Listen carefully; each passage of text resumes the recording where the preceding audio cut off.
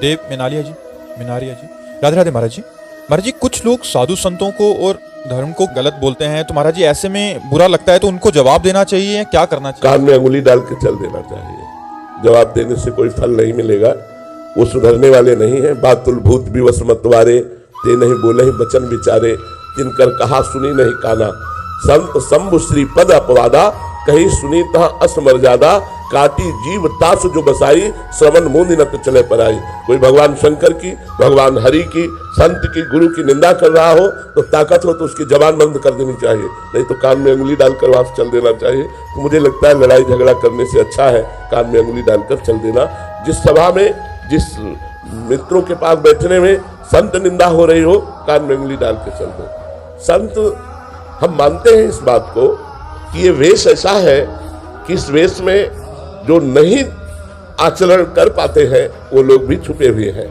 मतलब अधर्माचरण से युक्त होकर इस धर्म रूपी वेश का आश्रय लेकर वो अपनी वासनाओं की पूर्ति करते हैं, मानते हैं।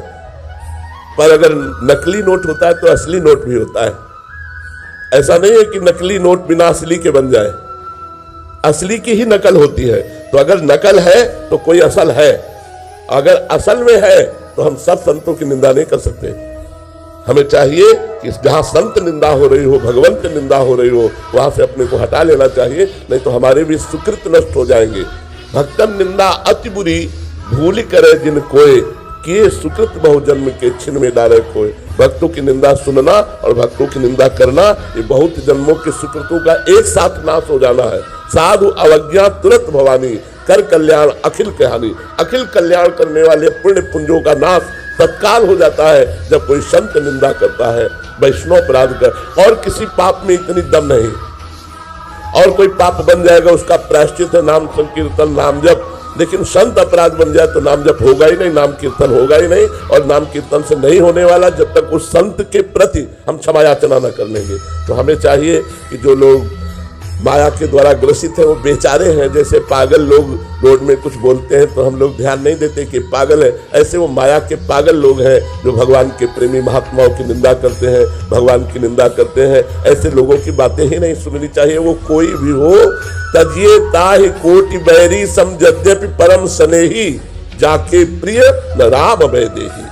जो भगवान से प्रेम नहीं करते, संतों से प्रेम नहीं करते, ऐसा चाहे जितना बड़ा कोई सगा हो उसका त्याग कर देना चाहिए। तजो पिता प्रहलाद, विभीषण बंधु, भरत महतारी, गुरु बलि तजो कंत ब्रज बलितन, भे मुद मंगलकारी। प्रहलाद जी ने हिरण्यकश्यप का त्याग कर दिया। तजो पिता प्रहलाद, विभीषण जी ने रावण का त्याग कर दिया, भाई है, बंधु, इतना प्रिय लगता है, लेकिन विरोध में खड़े होकर के छाती पे गदा मारी, राम विरोधी तू है। भरत जी ने जीवन में कभी अपनी माँ को माँ नहीं कहा, क्योंकि भगवान श्री राम को 14 वर्ष वनवास देने के कारण उन्होंने अपनी माँ का त्याग कर दिया।